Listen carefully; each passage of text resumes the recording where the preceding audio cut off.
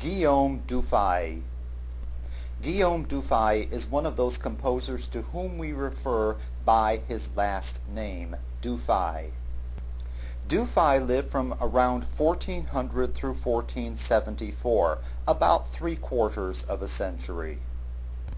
We can approximate his dates of life, therefore, as spanning the first 3/4 of a certain century. In terms of hundreds, it would be the first 3/4 of the 1400s.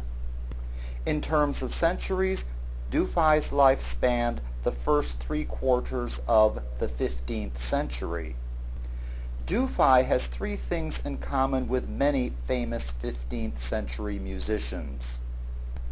Like many of the most famous musicians of his time, he was born in the north, in the Benelux region. Benelux stands for Belgium, the Netherlands, and Luxembourg, and it also encompasses the northern part of France. It's amazing how many great composers of the 15th century came from this one geographical area.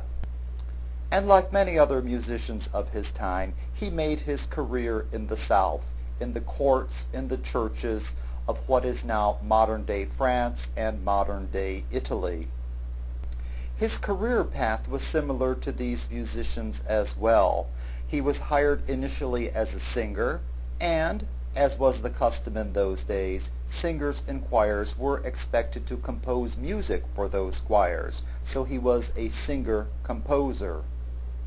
Duyfa was without a doubt one of the two most famous musicians of his time, along with Gilles Banchois, and his fame was extreme, to say the least. Although most musicians who fit this profile, those who were born in the north, made their careers in the south, and worked as singer-composers during this time, usually settled in that area permanently, most of them went there as single young men, met and married local girls, and remained there for the rest of their lives.